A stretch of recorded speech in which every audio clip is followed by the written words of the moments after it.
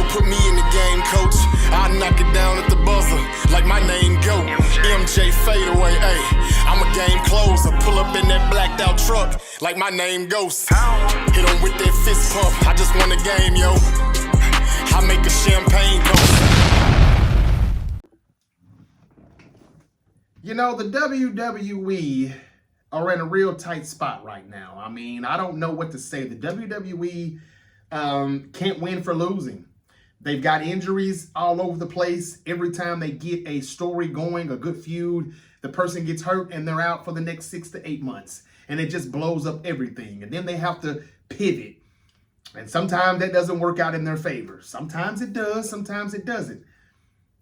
How do you feel about it now that Braun Breaker is injured and we may not get Braun Breaker versus Seth Rollins? We were supposed to get Seth Rollins versus Roman Reigns, but we didn't get that because he decided to do a dumb coast-to-coast move at, I don't know, WrestlePalooza or one of those PLEs. And so now we didn't get Rollins and Reigns, not that I wanted it. And we may not even be getting Rollins and Breaker to finish that feud on why did you kick us out? Why did you kick me out? Why did y'all turn on me? I started the vision because now Braun Breaker is injured. I'm going to tell you why the WWE could still actually be lucky and this could work out in their favor. I'm not a fan of Braun Breaker. I don't buy into the hype. I don't get it. I don't think he's a main eventer. I don't. So the fact that he's not going to be at WrestleMania, or there's a chance he could be. They're not ruling it out, but he's probably not going to be ready for WrestleMania. And Rollins was kind of pushing it to get back and get cleared in time too, so I don't know. But this messes up the whole story because they've got a masked guy in a hoodie again who continues to come out and take out pieces of the vision one by one. Last night it was Austin Theory. I'll get to it in a moment. But how do you continue to do this without the leader of the vision now, Braun Breaker? Yeah. And this is all the WWE's fault. Never can I remember wrestlers getting injured this much. Ladies and gentlemen, this is the Great Debate Show, and I'm your host, your favorite Uncle JJ, and as always, I got something to say. So here's the news, breaking news. Michael Cole told us at the beginning of Raw that Braun Breaker hurt himself during physical training in the gym, and he was just going hard and he's hurt himself. He is out indefinitely. That's not true. It came out yesterday that Braun Breaker hurt himself last week on Monday Night Raw when he flipped over the announcer's table. And then we got another report saying that he already had an injury before that. He just aggravated it when he flipped over the announcer's table. So that makes the WWE careless because that makes that their fault. Why was Braun Breaker even there if he's been injured? Just keep him off of television so you don't get him, hurt anymore. Maybe just keep him away until Seth Rollins does come back. I don't know. But this seems very careless. The word making the way around Raw is that Braun Breaker's hernia was an issue that had been ongoing prior to last week's Raw. But the determination was made that surgery was needed after his Raw appearance. That's according to PW Insider. We are told that Braun Breaker is officially off the road while he recovers, and there is currently no timetable for his return at this moment. Again, from PW Insider. With no Braun Breaker and Seth Rollins, with no Braun Breaker, you can't do the Braun Breaker and Seth Rollins story for WrestleMania. That sucks for the WWE. That's not their fault creatively. That sucks. I think that they probably shouldn't have kicked Seth out just because he got injured. They could have just said he got injured, but he still could be making television appearances as soon as he could get back on TV. He's on NFL Network every fucking week. They didn't have to break up the vision just yet. I think they should have just let Seth Rollins continue to run the vision in a sling, make some TV appearances, call some shots from home every now and then. And if he could have made it back to WrestleMania, we still could have got Reigns and Rollins. They're both part-time as fuck. Just let Roman keep battling the vision. They could have done that. But when you kicked him out, when you turned on him, now you've got to go from Reigns and Rollins to Rollins and Breaker, and now Breaker's gotten hurt. This is devastating for the WWE. But for me, I didn't want to see Seth Rollins and Roman Reigns. I didn't want to see Seth Rollins and Braun Breaker. I don't really care about either one of them. Rollins is good, but he's still kind of boring. And he doesn't draw a dime. And I don't think Braun Breaker does either, or will. Future my ass. I know we're supposed to be building stars, but I think the reason they went back to Roman is because they don't have any stars. They just don't. I'm cool with Reigns and Punk. I would have much rather had Reigns and Rollins only because we would have got Punk and Cody Rhodes. That was the story I heard. That was the plan. But I'm good with Reigns and Punk because this has been going on since last Survivor Series 2024. So this is fine. I can take that. Drew McIntyre's the champion now. So he and Cody, when you throw Jacob Fatu into the mix, that's not a bad WrestleMania match. It's not the main event for night 2. Probably not even night 1. They may throw that in the middle, or they may open up night 2 with that match, the triple threat. You know Triple H has to do a triple threat. I'm pretty sure Fatu will be in the mix. He looks like he's ready for, main event matches, championship window. It's open now. But then when you look at the mid cards and everything in between those WrestleMania matches, those main events, we'll get Rhea Ripley, Io Sky, I'm hearing, for WrestleMania main event night 1 probably. They're going to let the women do that. We didn't get Bianca Belair back. That sucks. We know we're going to get Jade and I don't know who we're going to get with Jade. If Bianca doesn't come back for the Chamber. This Jordynne Grace thing ain't WrestleMania. That's going to end pretty soon here. She's finally going to defend the title, but she's going to win. What happens after Jordynne Grace? Without Bianca Belair, I'm lost on what they're going to do with Jade at WrestleMania. Becky Lynch and AJ Lee. That's not even going to be a WrestleMania match. Then again, maybe it will be. But it's going to start at Elimination Chamber. Finn Balor can't get a WrestleMania. He couldn't get a Royal Rumble entry. He's having to really, really, really go to the extreme just to get a World Heavyweight Championship match with CM Punk. Some of these people can't get title matches, but AJ Lee can just pop right back up and get a women's Intercontinental title match. What the fuck has she done to get that match? They opened up the show last night on Monday Night Raw with that, and I thought it was boring. I thought it was stupid, and I just thought that AJ Lee's not that good doing promos. I don't know what it is, but they take too long. A 5-minute promo feels like 30 minutes. There's too much pausing. I just don't like the way she does her promos. Becky has been good. This is probably the best she's been character-wise, and I like it, but you didn't owe AJ Lee a title shot. You ain't seen her since Survivor Series. And before that, you hadn't saw her since WrestlePalooza in September when she debuted. Why are we going to go back to those two now? It's been 5 months since that feud started, and we've never gotten a singles match yet. When they started WrestlePalooza with husband and wife versus husband and wife, Rollins and Becky Lynch versus Punk and AJ Lee, they could have kept that going through the month of October and November, and Survivor Series would have ended that feud. But they just kept stretching that stuff. And go home, stay home, AJ, and we'll bring you back for WrestleMania. No, you expect me to still be interested in Becky Lynch versus AJ Lee 5 months later? I'm not. And it doesn't even have to have a title. Give that Intercontinental title now that she's put something on it, some prestige. It's meaningful now, unlike what Julie is doing with the United States Women's Championship, unlike what Dominic is doing with the Intercontinental title. Nobody's doing anything with these titles but just holding them and keeping them warm. But we only want to talk about Jade not defending her title. Dominic is cleared. It's time to defend his Intercontinental title. Julia, get you an opponent. Get you into a feud, a storyline with somebody, not compete for #1 contender for, the World Women's Tag Team titles. Stephanie Valkyrie is doing nothing. She's just holding that title for Liv Morgan. Everybody that's been a champion is pretty much sucked unless your name is CM Punk. And even that is mid because we know Finn Balor's not winning no damn title from CM Punk. We know we're getting Punk and Reigns for WrestleMania. I don't really, unless they have something planned. at Elimination Chamber. Unless they've got something big cooking, like, I don't know what that could be. I mean, if Chris Jericho is signing with WWE, we could see him at Elimination Chamber, but the talks and the rumors have cooled off.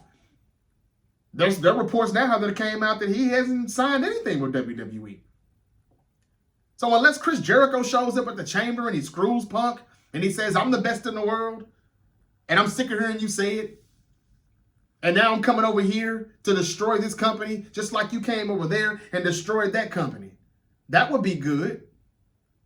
And then you could just get Punk and Jericho again, maybe, and Roman Reigns would have to go against who? Because if Finn Balor did win that championship, we know it wouldn't last long. I don't know. Somehow, some way, the title goes on somebody else. I'm sorry, I don't know who right now. And that's probably why they wouldn't do it. And that's why they won't do it. But I'm just trying to come up with a reason as to why we're getting Punk and Balor. Again, nobody expects Balor to win. This is just more of the Judgment Day is finally about to break up, we think. And maybe Finn Balor versus Dominic Mysterio at WrestleMania. That's all this is leading up to. This is a filler because Roman Reigns won't be there until WrestleMania, until we get closer to WrestleMania, which is still like, what, 10 weeks away, 9 weeks away? That's why nobody wanted him to win the Royal Rumble. I understand that. But Bronson Reed, Braun Breaker, LA Knight still hadn't been a champion, a world champion. Like, these things, like, nobody's doing anything. They have not made any stars. Is it uncreative, or is it because creative knows you all ain't fucking stars? I don't know which one it is. But AJ Lee gets a title shot at Elimination Chamber, and that's going to kick off on Elimination Chamber, and then they're probably going to just keep that feud going, and then they'll settle it, and they'll finally end this shit at WrestleMania. That's what I'm thinking. For the Women's Intercontinental title. That title doesn't have to be a part of it, but hey, it is what it is. Okay, I didn't like the promo, as I said. I did not, and it didn't make any sense for AJ Lee to get a title shot just like that. Back in the day when wrestling was good, they had to work and earn those title shots. You know, make AJ Lee suffer, you know, for this week and the next week and the next week before she finally gets that title shot from Becky Lynch. And the general manager finally says, okay, stop playing. You're going to defend this title against her, blah, blah, blah. And that's why you need a heel general manager too as well. Because the heel GM would make AJ Lee suffer to get that title shot. Adam Pearce is not a heel though. It should take 2 or 3 weeks before we get this. But because Elimination Chamber is in 2 weeks, they just have to hurry up and hit fast forward. This should have started weeks ago. Or at least immediately after the Rumble. I would say before the Rumble. And they could have got it on in the Rumble. And AJ Lee went in the Rumble. This is why you don't bring in part-time wrestlers. I don't like it. Anyway, AJ, Becky Lynch, they're going there. It just doesn't make a lot of sense to me. I'm sorry. I knew they were going to do it, but nothing made sense with what AJ Lee was saying and how they did it. It just didn't to me. That's pretty much it. The Usos had a tag team match. They looked terrible. At least Jey Uso did. He had several botches, but he'll go back online and tell the whole IWC that, you know, why y'all be hating on me. But anyway, didn't really care for that, but they're still the tag team champions. What are they going to do? They were asked after the match, what's next for the Usos? You know, as we get closer to WrestleMania season. I don't know. Besides the Creed brothers, and they just beat whatever their name is. I can't even think of their damn names. What can the Usos do at WrestleMania? I don't know. They'll probably just pull in a whole bunch of tag teams, get a ladder, get some tables, you know, and have one of those type of matches. That's all I know. But I just can't think of a lot of tag teams. I just can't. Anyway, the Usos did win. Of course, that was no surprise. Yeah, Raw is just as bad as SmackDown. A lot of people talk about SmackDown being terrible and all they're back to 3 hours. You're not wrong, but Raw is just as bad. Without CM Punk, Raw ain't nothing. And you're not going to get Roman Reigns for another 2 months. Or at least another month before you see him. Raw's not nothing. And Raw's going to be here in Memphis, Tennessee next week. And I don't even have the urge to say, let me look and see how much the prices are. That's how bad they're doing creatively. That's how bad they're doing storyline-wise and all of that. Nothing makes me say, oh yeah, I wanna see Monday Night Raw in Memphis. I don't. And I damn sure don't want to see 10, 15 minutes of yeeting. Anyway, I don't know what's up for the Usos and the tag team titles and what they're going to do with them, but they did say that, I don't know, what did they say? Jey Uso, his big brother Jimmy said, hey, you got to go ahead and get your shot, shoot your shot, and get in that Elimination Chamber qualifying match and get in that chamber so you can go back to be the World Heavyweight Champion. That's not going to happen, Big Jim, and nobody wants to see that. These qualifying matches are terrible. They're so predictable. We know who are going to win those matches. We literally know. Who do we have tonight? Ivy Nile, Lyra Valkyria, and Rhea Ripley. Gee, I wonder who's going to win that match. I have no idea. Could it be? Could it be Ivy Nile? Could it be Lyra Valkyria? Fuck out of here. As soon as you saw that qualifying match, you said, okay, Rhea Ripley's going to be in the chamber, of course. It was just a waste of time. And I think the match went on a little too long for something that was that damn predictable. What else did we have on Monday Night Raw? We know we get the World Heavyweight Championship between Punk and Reigns. We know we're going to get Becky Lynch and AJ Lee to go on for a while until WrestleMania, I'm sure. Liv Morgan. Liv Morgan had a promo. I love Liv, but this Stephanie Valkyrie thing is just not working for me.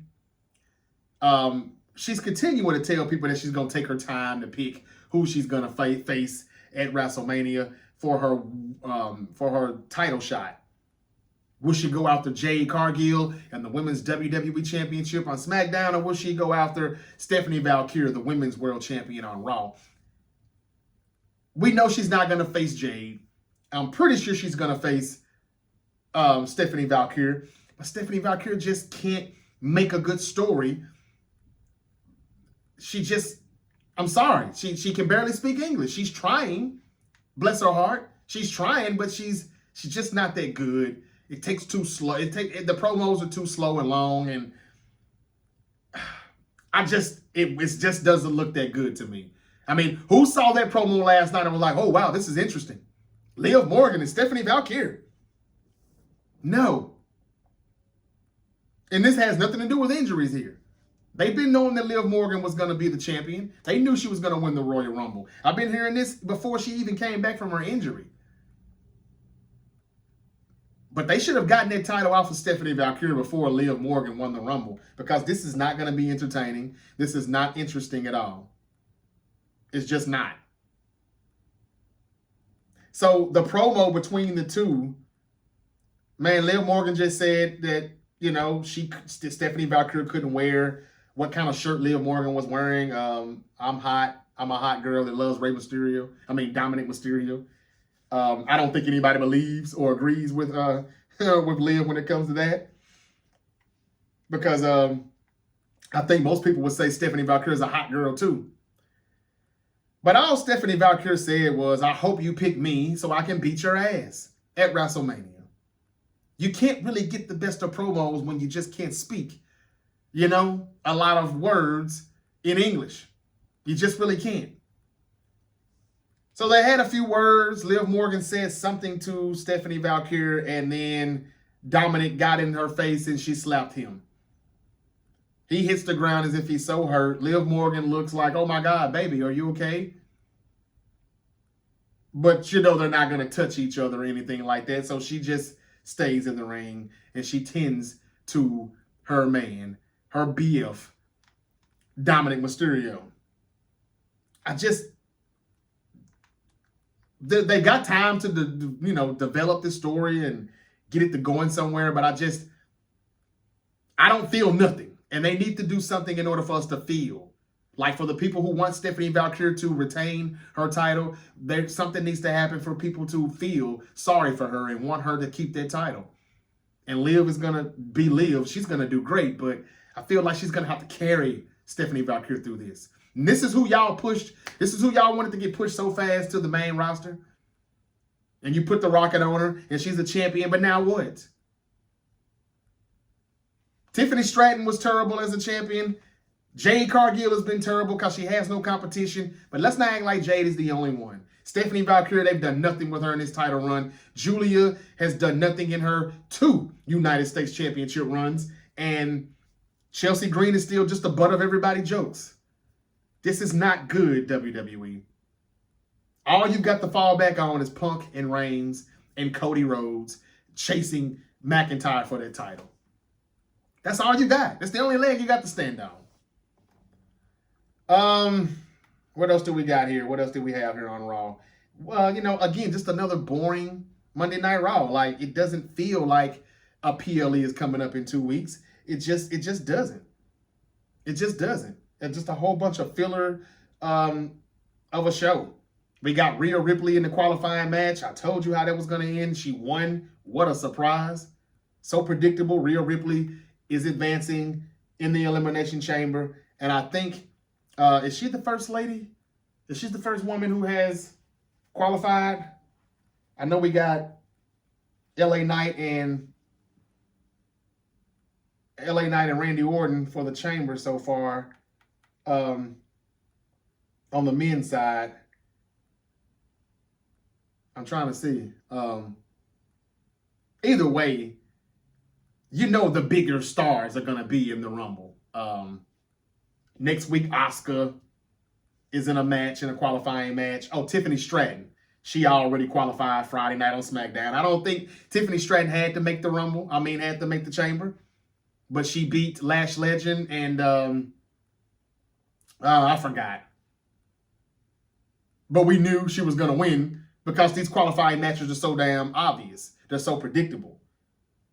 You've got Cody Rhodes and Fatu and Sami Zayn coming up this Friday, which will be on Sci-Fi, the SmackDown wheel. But for the women right now, it's Tiffany Stratton and Rhea Ripley. Now, who else is going to be in that chamber? How many spots is it? What is it, about 6?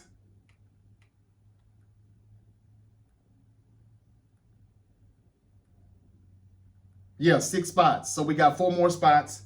Who's going to join Rhea Ripley and Tiffany Stratton? I don't know. But they're going to make Rhea Ripley look strong. Rhea Ripley's going to win that chamber, more than likely. Well, now winning that chamber would do what for her on the women's side? Liv is already going to face one of the other champions. Okay. If Rhea won, she would actually face Jade. That would probably be good, but they're going to do Rhea and Io, so Rhea's not winning. Tiffany Stratton shouldn't win because we've seen enough of Tiffany Stratton and Jade Cargill. Y'all, I don't know where they're going to go with that. I'm sorry, I don't. Anyway, Dominic comes to the back and he's acting like his face is all hurt. He's talking to Liv and Raquel Rodriguez, and then they point over at Finn Balor, who just looks sick and depressed. And he's upset about not getting, his flowers and being disrespected and not getting a title shot. And he says he wants a title shot. Dirty Dom told Finn Balor, man, look, JD McDonough's coming back pretty soon here. And you guys should go get your tag team titles back. Don't worry about the world title. I think your championship window is closed. Ouch. Finn Balor was definitely offended by that. He was like, man, I thought we were supposed to be family. I'm going to show y'all asses. And he went straight away and marched off. Dominic said, but we are. And sometimes family has to tell family the truth. When are they going to break this Judgment Day stuff up? Hopefully it's coming to a head now. I don't know. Maybe Dominic will try to help Finn Balor in some type of way. And he'll cost Finn Balor the match. We know Punk is going to beat him. But anyway, Punk and Finn Balor had a good promo. They had a good segment. That's about the only good thing of the night. to be honest with you, in my opinion. Punk did as good as he does always, amazing. Finn Balor did a good job. And at the end of the promo, Adam Pearce finally gave Finn Balor what he wanted. And that's a championship match against CM Punk at Elimination Chamber in Chicago. Finn Balor said, "You beat me in my hometown, and now I'm going to beat you in yours." Because the Elimination Chamber is in Chicago. February 28th. So that's the match, Punk and Balor. We know we're getting Becky Lynch and AJ Lee. And we got, of course, the 2 Elimination Chamber matches on the men's side and the women's side. Knowing the WWE, those are probably your 4 matches right there. Maybe another match from SmackDown, but I doubt it. Unless they run Jade and Jordan Grace again, which I doubt. We're getting that coming up here on SmackDown, I believe, this week. So, anyway, it was a good promo, though, about Punk and Balor. And Punk just let Michael Cole know that, what did he say here? He called out Roman Reigns again. And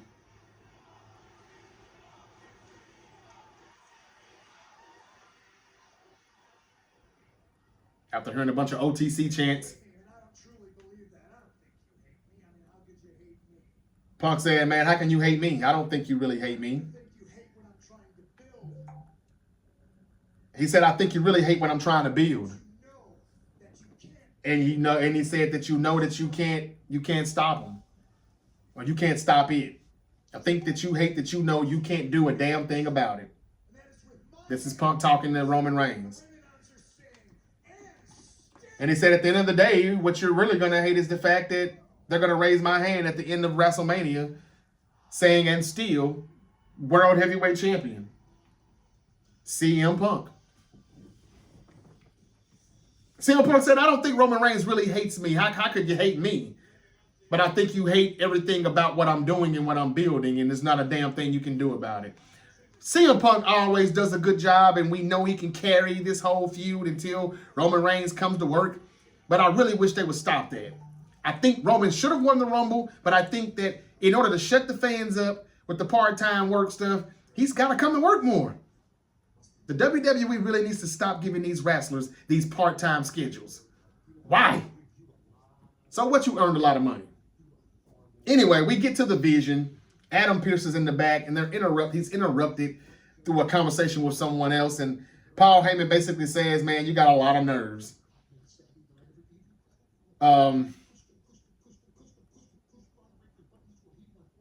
He said you just pretty much pushed Braun Breaker's button, and he blamed him for pretty much getting Braun Breaker hurt. Because you've been pushing his buttons, and he just went too hard, too aggressive, and now he's gone home. He lifted more weight than a human being should be lifting. This is a lie, but this is Paul Heyman trying to make you think that he really lifts so much weight, and he just did too much. Took all his frustration out on those weights, lifted more than a normal man could ever lift, and he's not a normal man, and now he's out. I think he actually did say hernia. He's talking to Adam Pearce. And Adam Pearce said, "Look, Breaker's one of the keys to the future of the WWE. But outside of you and them, nobody wants him back quicker than me. But what's done is done. So let's concentrate on the chamber right now." And that gets you to Mania. And he talked about Austin Theory having a qualifying match against Penta and LA Knight. Again, kind of predictable. You knew Austin Theory wasn't winning.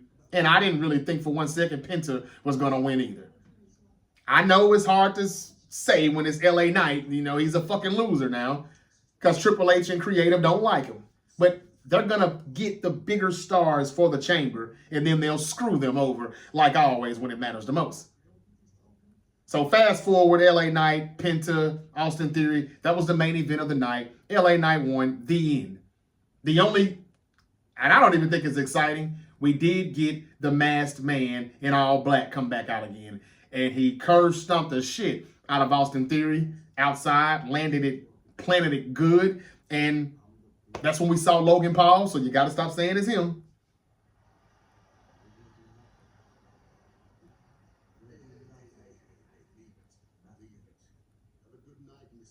Logan Paul had some more words with Adam Pearce. They're not doing anything with Bronson Reed. Bronson Reed told Logan Paul that Adam Pearce is his problem now. I don't know if Adam Pearce is going to get back in the ring or what. But that just, I don't know what they're doing with that. The vision and Adam Pearce is really getting on my nerves. It's not going anywhere, but I digress. LA Knight won the match, and he pinned Austin Theory 1-2-3 after a curve stomp from the Masked Man. And yeah, they just keep on going with that. They're still going with that. I don't know how much longer they're going to take before they show us who that person is, but I'm pretty sure it's Seth Rollins. But now what do? Okay, so you showed up and you took another one out and you caused them to lose and not enter the chamber, but Breaker's out. And he's your dog. He's the number one fish. He's the big fish that you're trying to get. What are you going to do? At some point, this either has to end or they're just going to kind of stretch this out as long as they can until they can get Braun Breaker back in action. And there's no guarantee that's going to be in time for WrestleMania. He's out indefinitely. No timetable for his return. Anyway, after that backstage segment with The Vision and Adam Pearce, Natalya came out. Natty had a match with Maxine Dupree. Y'all, Maxine Dupree beat Becky Lynch before and became a champion. And then she got into this workout in this gym, and she really started to just get into this zone where she really wanted to train hard and just be a real fighting champion. Better than what people would think she would ever be by training with Natty. And then after that, she just started losing again. I don't know what they're doing with Maxine Dupree. Now she can't win anymore. I thought she learned a lot from Natty. Now Natty's back, turns on her, and she's whooping her ass. So we're there now.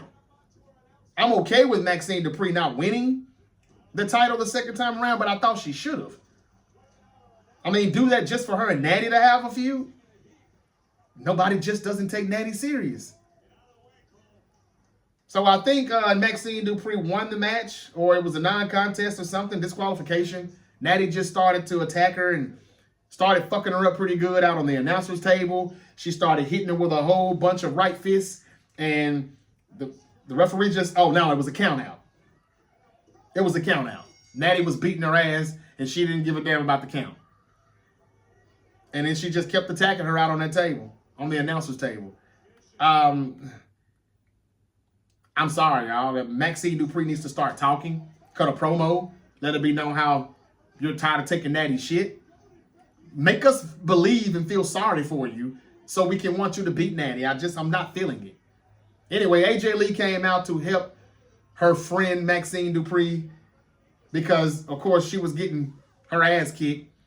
AJ Lee showed up a little late. Becky showed up from behind and attacked AJ Lee. Same old stuff.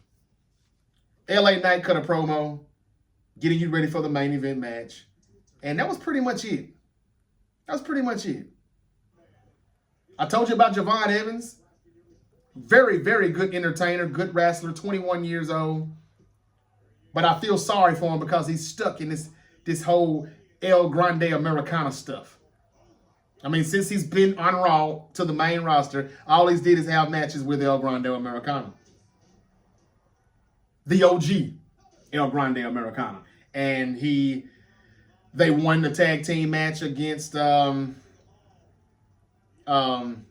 I don't know that damn tag team. Who cares? The original Americana and one of the other ones.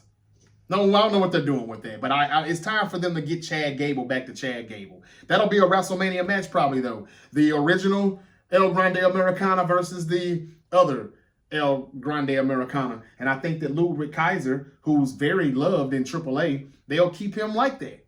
He'll remain the luchador or whatever, while Chad Gable should go back to being Chad Gable because they hate him in AAA for whatever reason.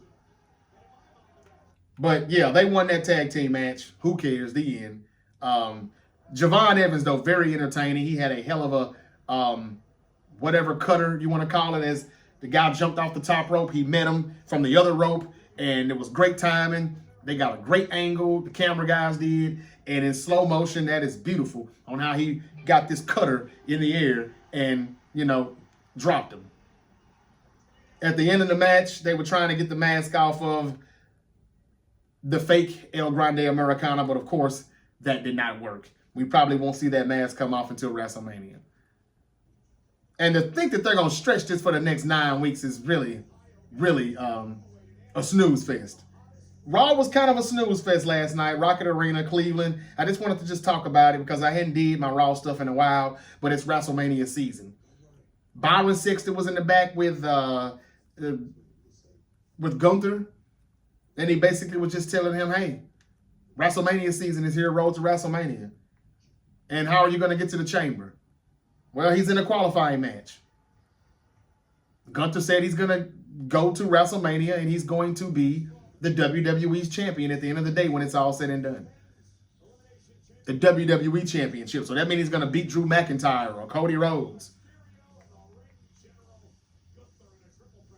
Gunther is in a triple threat match for a qualifying match with Dominic Mysterio and Javon Evans. Why are you going to put Gunther? This is predictable. We know damn well Gunther's going to win. But why are you putting Gunther in the chamber? Bayley versus Asuka versus Natty in a women's qualifying match next week. And AJ Lee will be live next week in Memphis, Tennessee. Oh, she's back to work. Well, we know Gunther's winning. I don't care about Gunther taking the pin. I think that the WWE is way too safe anyway. But why? I know they don't want him to take a pin, but he's going to have to do that at some point unless he's winning the chamber. And I don't think he's going to do that. Let's see who else is going to enter the chamber. But right now, we know Gunther's going to be in it. LA Knight is in it. So that's LA Knight, Gunther, Cody Rhodes is going to win the triple threat qualifying match on SmackDown. I'm pretty sure of it. Has anybody else qualified from SmackDown? So as of now, we know it's going to be Gunther. We know it's going to be Cody. And we've already got LA Knight. 3 down, 3 to go. I'm pretty sure Orton will be in it. I don't know his qualifying match yet. Or is Orton already advanced? Orton may already be in it too. I'm not sure. I don't remember. But Asuka's going to win that match against Bayley and Natty next week. So Asuka will be in there. Asuka will be in that match with Rhea Ripley and Tiffany Stratton.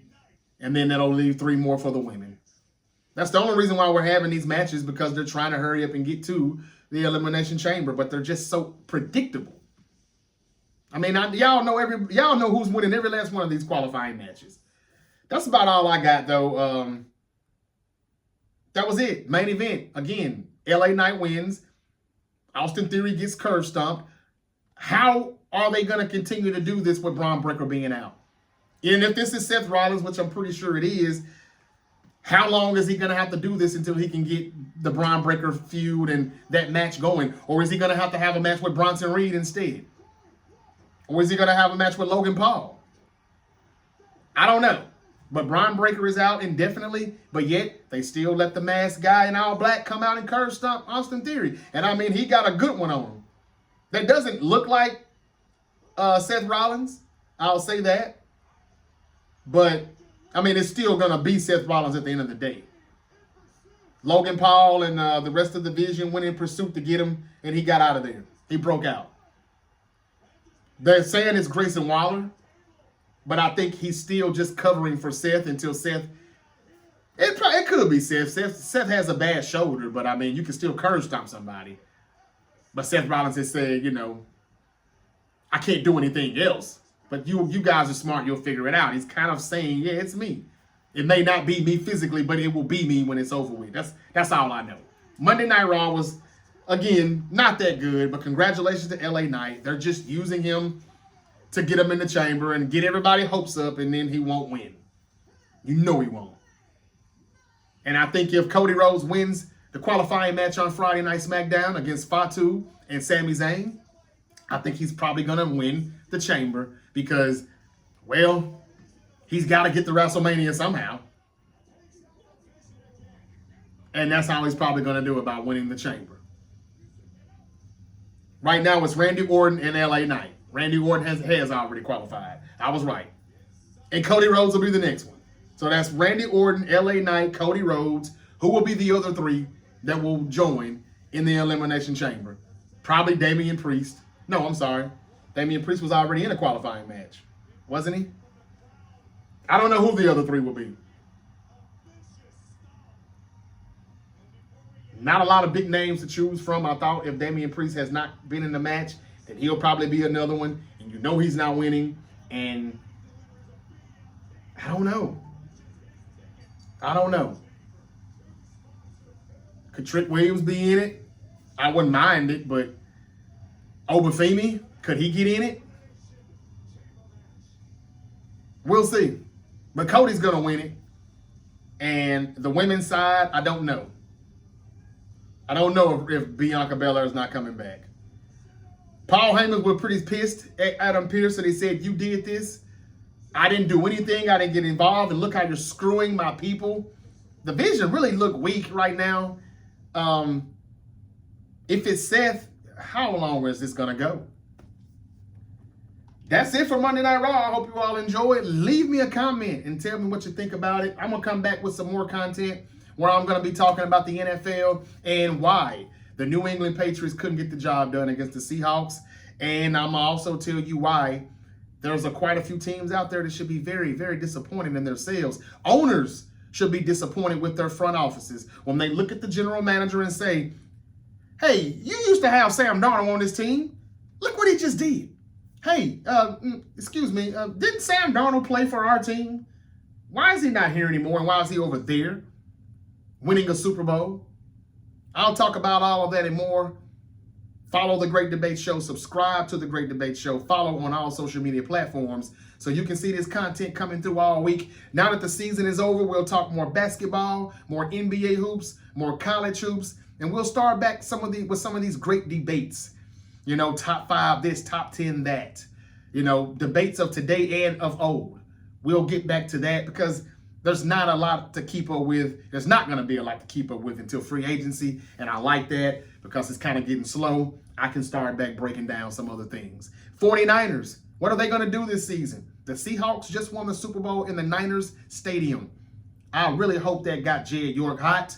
I really hope that has Kyle Shanahan and John Lynch wanting to spend some money, wanting to get the right people in the building to help them scout and have a good draft class for a change. I don't know. I'll give you the updates on Mac Jones and why he should get traded or not, even though the Niners are saying they're not. A lot of more stuff to talk about. But I just wanted to get this wrestling out of the way. And I'll do this again on the SmackDown review. But until next time, y'all be safe and have a terrific Tuesday. Peace. Had to cut, dog. I had some bras, let's go ride. That was 9-9, me and my girls used to blow by. I stayed in the whole thighs. If it's beef, when I was in them streets, I was shooting like Kobe in 05 and 05.